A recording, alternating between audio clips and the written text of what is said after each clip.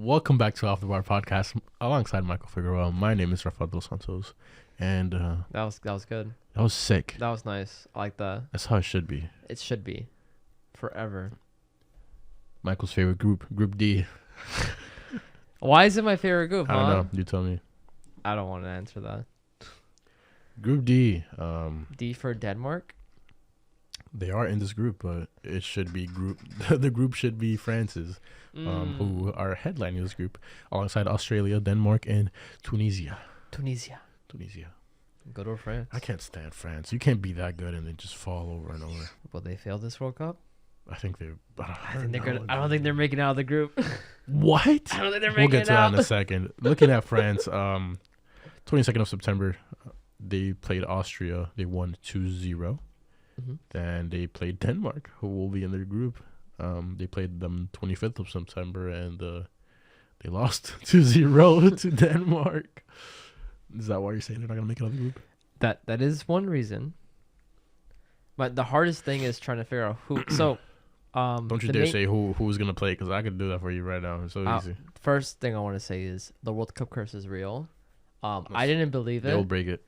No way. They're going to break it. No shot. They're going to break it. I'm telling you right now. They're going to break it. Bro, seeing like... It happened in Germany in the most miraculous way ever against South Korea. It was such a rough curse. And then you look at the team before that. 2014 was Spain. Spain had a striker, the guy that was playing Atletico, played for Chelsea. Diego Costa, yeah. So the one issue Spain always had in any tournament was they don't have a consistent 9. They get a consistent 9, and they got sauced that tournament. Sauced in that 2014 World Cup. Listen. It's not gonna happen. It's just like it's a bit rough. Let me break it down for you. First of all, you're looking at the number 4 team in the world, which is kind of BS. They should definitely be like number 1 or 2. You're talking about the reigning World Cup champs. But some respect. Looking at goal, you have Hugo Lloris, Mike Maignan. Those two guys are insane. Who will start? Probably Lloris. Against defenders, Varane's been out of it since he left Real Madrid. I don't know why he did that, and therefore he's been out of it. Like I said, Upamecano is solid. Saliba's solid. Jules Koundé, solid. That's 3 center backs. One of them that can play right back in Koundé. Talking about left backs, you have Fernand Mendy and you have Theo Hernandez. You also have Lucas Hernandez in that team. Benjamin Pavard, okay. And Pavard, who is just... Okay. What are you doing here? But, who advised you? Dude, I mean, look at all the players I just named. That's the most stacked defense. Like, can we agree that that's the most stacked defense in the entirety of the tournament? It's probably one of the best ones, yeah. Is it the best? That has to be the best defense in the entire tournament. That is the best defense in the entire tournament. You can name any country right now. I'll tell you why. That's the best defense. Yeah, that's probably the best defense. Okay, so we can agree that's the best defense in the entire tournament. Looking at the midfield, Tchouaméni, Camavinga, Kanté. Oh, Kanté's out for the World Cup, but Tchouaméni, Camavinga, Pogba. Do you think Pogba will make it? Probably. I think he's still hurt though, right? He hasn't been playing for. He's out for the year actually. Is he out for the year? Yeah, he hasn't played a single game for Juventus. Yeah, they don't even need him. Forget him. He's a major doubt right now with a knee injury, but he hasn't played a single match for Juventus. And this is an article from September, so like there hasn't been much like push or anything. Like he's not being rushed back on the squad. It doesn't seem like he's gonna come back. He might not even play in the tournament. That's crazy. I mean, looking at they have Tchouaméni, they have Camavinga. And an offense, they have Dembele, but like, Griezmann, even just Giroud, Mbappe. They have Nkunku who plays Cam most of the time. This some guy that like won this trophy recently. What's his name again? Karim the Dream, El Gato, Benzema. Hell yeah, it is. But yeah, I don't know. They could play Griezmann at Cam. They could play Nkunku at Cam. They have Ben Yedder as well. They have Dembele. They can get away with a midfield of Camavinga, Tchouaméni, and then a Cam. I agree. On principle, on paper, this team should destroy any single team that exists in this tournament. Easily, I think that it's gonna it's gonna be interesting without Kanté or Pogba, the way that they line up with the team, because then you're gonna have to kind of play with the Camavinga and Tchouaméni. But I think something's gonna happen. I don't know. I feel like they're gonna choke. I think it just depends on how you line up. Coaches tend to be very, especially Deschamps, who's been a coach for such a long time, and he has a defined system. Coaches tend to kind of freeze when that system gets broken, and trying to fix it, they kind of mess up sometimes. Like Southgate, for example, he's very systematic. So any change to his system and who he likes being out there, and he folds, and England looks horrible. I think that France has a team that can play 5 at the back with 2 holding midfielders, a cam, and 2 strikers.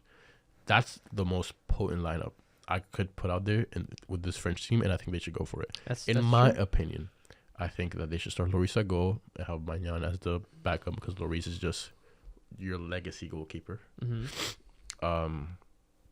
Left wing back, Hernandez. 3 center backs: Varane, Upamecano, Saliba. Well, you're not gonna put. You said Mendy. You're not gonna put Mendy at left back. Left wing back, I'm putting Hernandez all day. I don't know, but Mendy has been fantastic this Mendy's year. nowhere near as good at offense as Hernandez. Yeah, but do you really think France needs more offense? When you're playing with 2 strikers and you're playing with wing backs, you need your When wing you backs when to be you good have at that offense. team with like that, I feel like offense is the least of my worries. I'm putting Hernandez. And you're gonna put Koundé at right back, Yes. and you're gonna have what, Saliba, and let me guess, Saliba, and then you're gonna have Upamecano as center back. I mean, I just said it. Or Left Varane, wing right? back, Hernandez. Varane, Upamecano, Saliba. 3 center backs. Right wing back, Jules Koundé. If he's so hell-bent on Pavard, I'm willing to drop Varane and play Koundé, Upamecano, Saliba with the right wing back of either Jonathan Klaus or Pavard. In the midfield, like I said, Tchouaméni, Camavinga. Just, I don't know, trusting Camavinga. If Camavinga's not that good, switch him in and out with someone else. I think Tchouaméni's solid enough to start in the World Cup. Yeah. He's shown for Real Madrid that he is a replacement for Casemiro, which is crazy to say. And He's not even just that. He's just so confident on the ball. Yeah. Like he doesn't really. He's makes some mistakes, but he's like what, 20 now at this point. Like the growth in this player is ridiculous. yeah, The confidence too. if France chooses to play with a cam, Some might say and- he's the best young player in the world. yeah, relax. You know? Okay, relax. Some might say that. Relax. Some might. If- Last year too. If France decide to play with a cam and not with a front 3, I would put in Kunku there or Griezmann, and I would have him play with Benzema and Mbappe. If they do choose to play with a front 3, I would go Mbappe at left wing, Benzema a striker, and Dembele at right wing. Yeah, but here's the thing. Doesn't matter. They're gonna mess it up. I think what's Who gonna do you happen think is gonna mess Mbappe. them up? easily. Mbappe's Oh, ego has apparently been going off the Jesus rails, Christ. and I feel like if it's gonna happen, it's gonna be in the tournament where he's gonna actually be in a team where he doesn't have as much control anymore. The thing and is, they have a better squad. Benzema's playstyle gives way to other stars. He's done that his It entire should, life. but He's done it his entire Mbappe life. doesn't Whatever like to pass Mbappe the is, ball. Cristiano was 10 times. if Mbappe doesn't like to pass the ball with Neymar and Messi when they're wide open, what makes you think when Benzema is calling for the ball open, he's not gonna get the ball? He's gonna link up with Benzema. He should. And like I said, this team on principle, on paper, should destroy this group and should go until probably they'll make a nice. They should even go to the semifinals, guaranteed, in my opinion. Guaranteed semifinals. But like I said, World Cup curse might have a different thing to say about that. I mean, the closest thing to danger that this French team is gonna experience out of Group D will be the Danish team that beat them 25th of September. Like I said, 2-0. And this is the same Danish team that made it to the semifinals in the Euros. Yeah. I mean, they're ranked Arguably 10th in the world for a reason. should have Kasper been in the Schmeichel at finals. goal. You have guys like Andreas Christensen, who plays for Barca, in the back. Simon Kjær, Joachim Andersen, Crystal Palace defender. They have even Skov. They have pretty good. They have a nice team. It's pretty solid. They have a pretty good defense. I'm a big fan of Daniel Vaz, who now plays for Brøndby. I don't even know what that is. I know what it is, but he used to play for Celta Vigo and Atletico Madrid. I'm mostly just happy to see Eriksen playing football. Yeah, again. Eriksen is there. And at the level he's playing that's too. a good midfield. Thomas Delaney, Yeah. Højbjerg. That's a pretty good midfield. And Yeah, then, they have a pretty good team. And And Eriksen has been the playing. legend, the absolute GOAT, Martin Braithwaite, up top. Espanol. Monstrous. Actually, you after seeing that there's Braithwaite, you can't tell me that they're not just gonna like run through that whole group. They're gonna run through the whole tournament. Yeah, easily. That's it. Everyone might as well say him. I don't know, man. You seriously think Denmark could take a game from France. I mean, it wouldn't be far fetched. They beat them 2-0. They beat them 2-0. They had a really good performance in the Euros. I think personally, from watching the Euros, that Denmark should have actually gone to the finals. England got lucky with a call on the penalty. That's just me though. But if this is any other time, I think Denmark should be gunning for it. Listen, they're to be probably fair the to second France, most solid team in the they group. lost to Denmark 2-0, but the lineup they put out against Denmark wasn't anywhere near the strongest lineup they have. Mbappe played, but he was playing next to Giroud. They had Griezmann at cam. They had Mendy at left wing back, like you said. He was not that good. Camavinga, Chouameni, which is what I called for. Pavard at right wing back. Saliba, Upamecano, and Badiashile. Next to the Monaco guy. But we should expect Jules Koundé. Koundé's just coming back from injury right now. Or Hernandez to take that spot in the World Cup. And Areola was that goal. It wasn't even Lloris. You know what's another factor I think is can affect this tournament massively? What? The fact that we still have league matches for like probably one more, like almost a month left the tournament. So like injuries can destroy teams easily. That's very true. I think Conte could be a huge hurt for this team. It's not the mass. It's not a mass. It's a massive. Shouldn't be like It's a massive an Achilles heel type of injury. Like they'll ruin the team, but I think it's gonna ruin their chances of actually winning the tournament. And well, with the curse, obviously, I think it can help with that.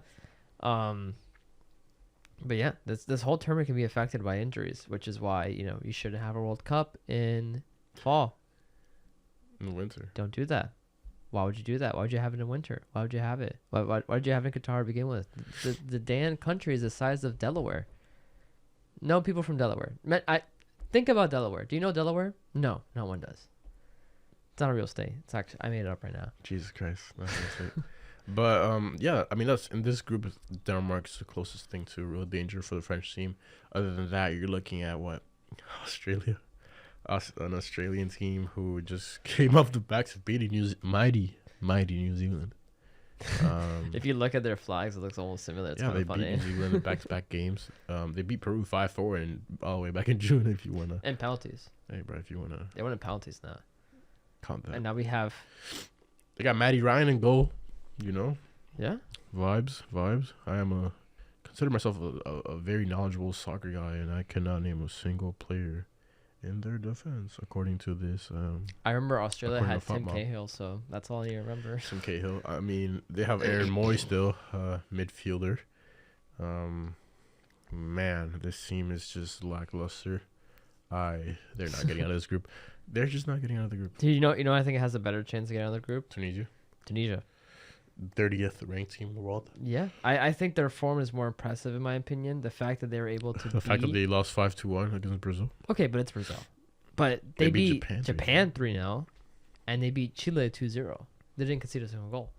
And that's impressive from a team that, if you look at their football stuff, a lot of their players are just playing in Tunisia. So they might have literal farmers playing in the team as far as we're concerned. But give their credit to them. I think they can actually be pretty impressive. Listen, the only Tunisian player that I remember is Khazri. He's nasty. Yeah. Wabi Khazri. Is he good enough to take down France? No. Is he good enough to take down Denmark? No. So I think But you just need them to get out second. I just don't think that's plausible at all. Look, it is possible. France can blow this ship up. They will not. I'm telling you, it's always possible. The World Cup curse is of course a terrifying thing. It's just not probable whatsoever. It's gonna grab France and be like, croissant, and kill them. Yeah, exactly like that. Don't edit that out, Chris. Don't you freaking dare. Predictions. I think France will try their hardest. Beat Australia and beat Tunisia. Ooh. They are going to lose to Denmark again. But they'll still make it out first place. And that'll be because Denmark will beat France. And then they will lose to Australia. No, they're gonna drop points against Australia and Tunisia. Like they're gonna draw here and there, maybe lose one here and there. But it's not going to be enough for Australia or Tunisia to beat them, because I think Australia and Tunisia is just headed for draws and Mhm. losses. They just need Um, points. Yeah, even against each other, they might draw. Tunisia's gonna but- beat Australia pretty simply. Probably. It seems like Australia doesn't seem that like hard hitting. Which, if I'm wrong, I'm gonna be like I have a feeling that Australia's just gonna be like going crazy for no reason, and I'm just gonna be stupid looking when the tournament comes out. But whatever. I think Tunisia can beat Australia pretty easily. They're probably gonna lose against Denmark. If not, then maybe most teams in that group are just gonna start tying, and it's gonna be decided, like I said, like probably the last match. Look, I'm gonna go France, Denmark, Tunisia, Australia. I'm going Denmark, Tunisia, France, What? Australia. They're not making it out. It's gonna happen. It's gonna happen again. It always effing happens. This is the last World Cup in this system, and it's gonna end with the team that's won the last tournament not leaving the group. No, that's not. It's over for them. It's not gonna happen. France is gonna be first place. They have too much star power, too many good players. And that's the issue. France is gonna be first place. Denmark second. Tunisia third. Australia fourth. No shot. It's gonna be Denmark, Tunisia, France. Think about it. I am thinking about Benzema? it. I am thinking about it. Okay, No. put it this way. Benzema Hey won guys, the hurry up. We gotta play in the World Cup. Drop all your tools. Drop your 9 to 5. We gotta go to the to Qatar to play against Mbappe and Benzema, bro. That's what I'm This is thinking. gonna about. happen. Watch. Mbappe. He's gonna go. He's gonna go into the group. He's be like, guys, you need to listen to what I do in offense. And Benzema's gonna be like, listen, I have a Champions League and I have a Noto, and they're gonna have egos start arguing. Next thing you know, Benzema is recording something. I don't know what it is, but he's gonna do it, and then the teams just start fighting, and then next thing you know, the whole camp just collapses, which like it did in It's not 2010. gonna happen. Listen, All these egos, all these star Benzema powers, has it's literally gonna already collapse. assisted Mbappe in international play. They like play great with each other. Benzema plays great with anyone. He used to be under the Cristiano shadow. He's not gonna be under Mbappe's shadow because he is the No, Ballon I don't d'Or think winner. I don't think Benzema will care if Mbappe has the ball more. That's not my worry. My worry is that Mbappe is gonna care if Benzema gets. If Benzema's gonna only get mad if he's not getting the ball when he's supposed to get the ball. Like he knows when he's open, he should have the ball, but he's more than happy to just let other players flourish, which is what makes him a great player to like complement a good player. But if a player like Mbappe is being too selfish, not giving the passes, not looking for opportunities like he should be with Dembele or with Benzema, it's gonna be awkward. It's Look, gonna be bro, an awkward camp to be around. The way you settle that is you go in the locker room and you talk. Before the tournament, you talk. You're like, well, this is the plan we want to execute on offense. This is what we're trying to do. You got to keep your head up. You got to look for passes. We just want to win, bro. Things like that, bro. I think Benzema's the kind of guy that will do that. The problem is at PSG, guys don't do that. Why? Because they're in PSG. the comparison between PSG and France is that you have, in one head, you have Benzema, who seems like the humble type, the leader kind of guy, with the exception of that incident that happened with him and Vinicius, where he was like, "Dude, I swear he's playing against us." And who could blame him? Because at that point, Vinicius was playing very, very, very bad. Mm-hmm. But the difference is you have that Benzema, right? A leader, a guy that passes the ball, a guy that gives up penalties so that his teammates who aren't scoring as much can get on the score sheet. That kind of guy. Where at PSG, you have Mbappe, who's like, This is my team. like they're making him out to be this thing, which he very well could be, and seems like it. But it's easier to be that way when you play with Messi and when you play with Neymar, who also have big egos, especially Neymar. Mm-hmm. So it could be a thing where they head into the locker room and they just gotta talk about it, bro. They gotta think about what their goals are. Do you care about being the leading scorer of the tournament, or do you want to win this thing? You just gotta speak, bro. And I think Benzema's the kind of leader who can dismantle all that nasty I agree with Benzema narrative that's but going I think around. maybe something can happen in that camp that would just throw things. And you have to also acknowledge there's not a lot of older players there. It's very, very, You got Benzema, very, you very got young. Giroud. Kunde hasn't played in a tournament. You got Saliba's Griezmann. These 19 guys years have a old. lot of. Varane, sure. Pavard, sure, playing the last tournament, but Pavard was Lloris 20? is captain of the team. He's been there forever. No, They he's have a been there lot. forever. They have a Most lot of that of team is experience. very, very young. Yeah. And I hasn't mean, been into you're only talking about the center backs. Like the entire defense, basically, Midfield too. and the midfield. Dochamendi, Camavinga, they're very young players. Especially if they decide to play like Rafael for some reason, or like pick him for the national team. It's gonna be a little bit interesting to see them like argue with them. And you have players like Pogba, who's played for Man United and kind of just wasted his time there. Like it's gonna be interesting to see the least. I think they can still probably like in the world not filled with curses or bad juju. France is gonna get out of that group easily, and they'll be my favorites to win the tournament. But this is not the world we live in. Brazil will forever be my favorites, but they're not in Group D, so we won't talk about them. They're in Group G.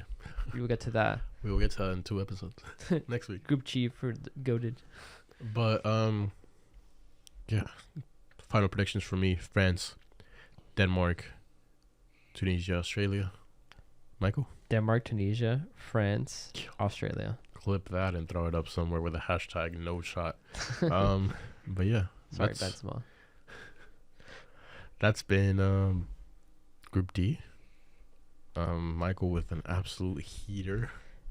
A heater of an argument, no idea ladies and gentlemen. how that would ever happen. Hey, bro, you're so confident. The money line on that must be crazy. Like, bet on it. Yo, might as well just put $5 and see what happens. Yeah.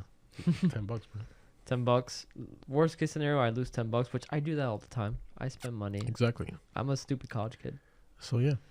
That has been Group D. My name is Rafael Santos, alongside Michael Figueroa, ladies and gentlemen. And yeah, we will catch you next time. See.